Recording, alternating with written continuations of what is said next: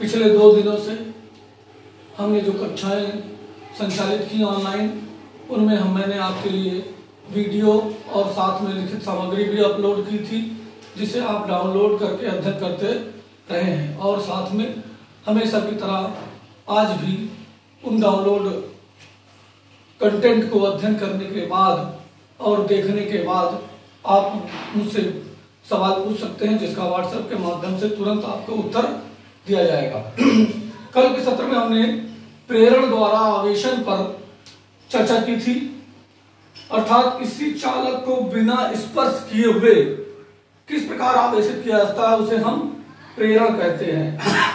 आज का जो हमारा टॉपिक स्टार्ट होगा वो होगा वैद्युत आवेश के मूल गुण।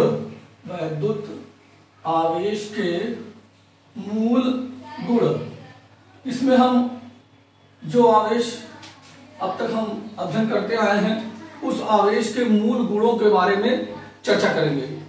अब तक हम जान चुके हैं कि आवेश 2 प्रकार के होते हैं, धनावेश तथा ऋणावेश, और साथ ही इन दोनों आवेशों में एक दूसरे को काटने की प्रवृत्ति होती है। इसके अतिरिक्त हम ये भी अध्ययन कर चुके हैं कि सजातीय आवेश एक दूसरे को प्रतिकर्षित करते हैं, जबकि विजातीय आवेश एक दूसरे को आकर्षित करते हैं। वैद्युत आवेश के विभिन्न गुणों को हम क्रमवार अध्ययन करेंगे, जिनमें पहला गुण है उसका आवेश का योग होता है। आवेश का योग होता है, अर्थात यदि किसी निकाय पर कुछ आवेश है, मान लीजिए एक सिंगल निकाय है जिसमें केवल Q1 और Q2 आवेश ही उपस्थित हैं, तब ये उस निकाय पर जो संपूर्ण आवेश होगा वो Q बराबर Q1 प्लस Q2 होगा। यहाँ पर ध्यान देने की बात यह है कि ये जो Q1 प्लस Q2 है यह बीजगणितीय योग है, अर्थात अगर एक आवेश का मान Q1 बराबर -3 कूलाम है और Q2 बराबर +2 कूलाम है, तब इनका योग Q बराबर Q1 प्लस Q2 -3 + 2 -1 कूलाम प्राप्त होगा। इस प्रकार से आवेशों का योग होता है। हम इसके अतिरिक्त भी देख सकते हैं कि किसी निकाय पर एक अन्य सिस्टम पर यन आवेश है, अर्थात Q1, Q2, Q3 ... Qn आवेश है, तब भी इन आवेशों का जो संपूर्ण योग होगा वो हम प्राप्त करेंगे Q बराबर Q1 plus Q2 plus Q3 plus ... Qn होगा। यहाँ पर ये देखने की बात है हमेशा की तरह से कि यह एक प्रकार का बीजगणितीय योग है, और प्रत्येक आवेश को चिन्ह सहित जोड़ते हुए हम परिणामी आवेश का मान प्राप्त करेंगे। इस प्रकार किसी भी निकाय पर आवेशों का योग होता है। दूसरा एक टॉपिक होता है, दूसरा एक गुण है आवेश का कि वैद्युत आवेश संरक्षित है। वैद्युत आवेश संरक्षित है। इसका क्या अर्थ है वैद्युत आवेश संरक्षित है होने का? इसका अर्थ है कि आवेश को ना तो उत्पन्न किया जा सकता है और ना ही इसे नष्ट किया जा सकता है। केवल इनका एक वस्तु से दूसरे वस्तु में स्थानांतरण होता है, अर्थात जब 2 वस्तुएं रगड़ी जाती हैं तब इलेक्ट्रॉन एक वस्तु से दूसरे वस्तु की ओर स्थानांतरित होते हैं, तब इलेक्ट्रॉन एक वस्तु से दूसरे वस्तु की ओर स्थानांतरित होते हैं, अर्थात निकाय का कुल आवेश सदैव संरक्षित रहता है। इस प्रकार यह वैद्युत आवेश एक संरक्षित रहने वाली राशि है, जिसका ना तो उत्पादन किया जा सकता है और ना ही इसे नष्ट किया जा सकता है। तीसरा इसका वो है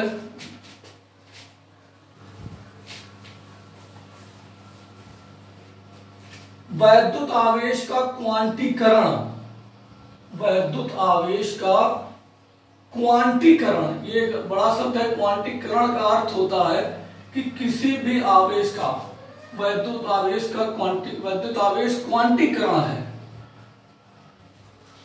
अर्थात कि जब भी कोई आवेश होगा तो वह आवेश की मूल इकाई स्मॉल e के पूर्ण गुणज के रूप में ही होगा। इसमें हमेशा Q बराबर N × E ही आपको प्राप्त होगा। अर्थात जहां आप कहेंगे जो n का मान होगा वो 0, 1, 2, 3 एक पूर्ण संख्या ही होगी। कभी भी q बराबर 1/2e, 1/4e, 3/4e इस प्रकार से नहीं होगा।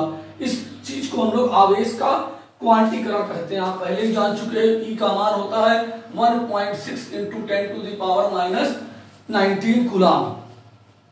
इसी को हम आवेश का क्वांटीकरण कहते हैं। हम जानते हैं इस प्रकार हम गणना भी कर सकते हैं कि एक कूलाम आवेश में जो इलेक्ट्रॉनों की संख्या होगी, एक कूलाम आवेश में इलेक्ट्रॉनों मींस इलेक्ट्रॉन की अधिकता या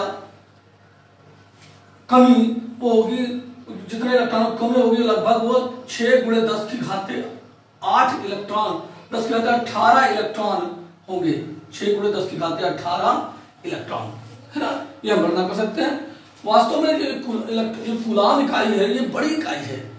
हम सामान्यतः जो इकाई वस्तुओं पे प्राप्त करते हैं वो होती है 1 माइक्रो कूलाम, वो बराबर होती है 10⁶ कूलाम के।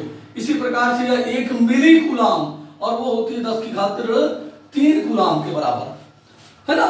हम सामान्यतः माइक्रो कूलाम और मिली कूलाम में माइक्रो कूलाम माइक्रो और ये होती है आपकी मिली कूलाम। हम इन राशियों का प्रयोग सामान्यतः करते हैं। कूलाम एक बड़ी इकाई है, ठीक है। आज इसी से संबंधित हम कुछ आपके लिए प्रश्न हल करेंगे, है ना, आंकिक प्रश्न, न्यूमेरिकल्स।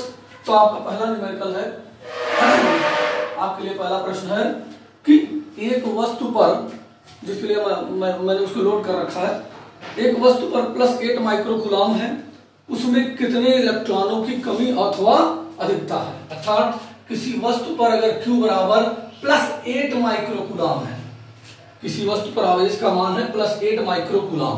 अब आप समझ गए कि +8 माइक्रो कूलाम का अर्थ है कि ये धनात्मक आवेश है। चूंकि यह धनात्मक आवेश है वस्तु पर, इसलिए निश्चित रूप से यहां पर क्या है आपके लिए इलेक्ट्रॉनों की कमी है, इलेक्ट्रॉनों की कमी है। अब हमें ज्ञात करना है कि कितने इलेक्ट्रॉनों की कमी है।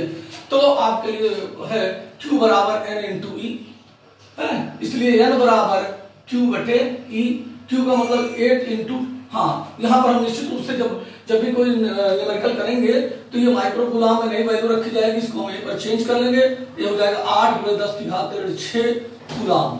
तो Q का मान हो गया 8 × 10⁻6 कूलाम। और आप जानते हो कि एक आवेश परमाणु होता है 1.6 × 10⁻⁻19 कूलाम। इस प्रकार से 80/16 गुणे हमने पॉइंट हटा लिया है, 10⁻⁻6 को नीचे से ऊपर ले जाएंगे, दैट विल बी +19 और ये 16 × 5 80 × 10⁻13 इलेक्ट्रॉन आपको प्राप्त हो जाएंगे, ठीक है। तो ये एक न्यूमेरिकल है। इसके अतिरिक्त एक न्यूमेरिकल हम लोग और भी हल करेंगे आपके लिए। 5 × 10⁻13 एक न्यूमेरिकल और है आपके लिए, आपके लिए न्यूमेरिकल है, वो मैंने लोड कर रखा, आप देख लेंगे, लेकिन फिलहाल आप सुने। 1 कप जल जिसकी मात्रा 250 ग्राम है में कितने धन तथा कितने ऋण आवेश होते हैं, ठीक है ना। 1 कप जल में कितने धनावेश तथा ऋण आवेश होते हैं, ठीक है। 1 कप जल जिसका मान 210। तो आपके लिए सवाल हो गया जल और उस जल में है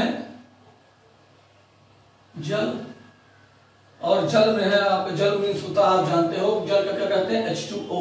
यहाँ पर क्या है, 2 हाइड्रोजन परमाणु है और 1 ऑक्सीजन परमाणु है।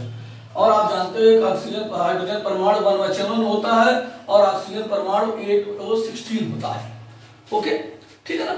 चले तो H2O और कितने, 1 कप जल है, 1 कप में है मात्रा, 1 कप में मात्रा है 250 ग्राम। और जल का अणु का द्रव्यमान, जल के अणु का द्रव्यमान आप क्या करेंगे जब, तो हो जाएगा वो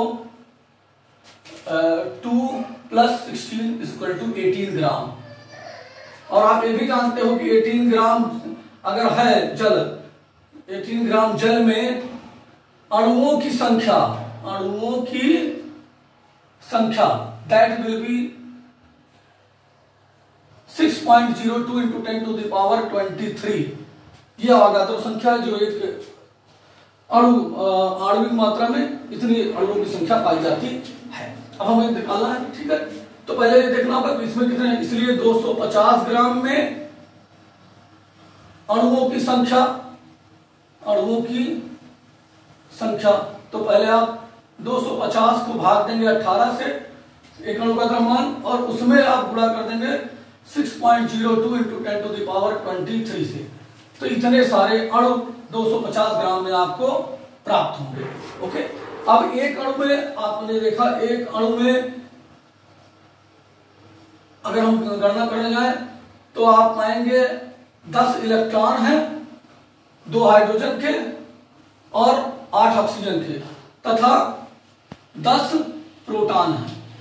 ठीक है ना। उसी प्रकार से, तो इस प्रकार से हम जो मात्राएं जाने, अतः धनावेश दोनों और ऋण आवेश की मात्रा बराबर होगी, तथा ऋण आवेश की मात्रा, ऋण आवेश की मात्रा उसकी गणना करेंगे। तो आपको ये सीधे आप कैलकुलेशन करोगे, ये जितने अणु हैं उनको ले लेंगे, अणुओं की संख्या हो गई 250 गुणे 18 गुणे 6.02 इंटू 10 टू द पावर 23, और इसमें हम 10 से गुणा करेंगे, है ना। 10 इलेक्ट्रॉन और 10 प्रोटॉन है, दोनों बराबर होंगे, तथा मतलब बराबर धनावेश बराबर ऋण आवेश की मात्रा। तो 250 गुणे आपका हो जाएगा 1.6 इंटू 10 टू दी पावर -19। इतने आवेश, इतना कूलम आवेश होगा, और इसकी गणना करेंगे, इसका कैलकुलेशन करेंगे तो ये हमें प्राप्त होगा 1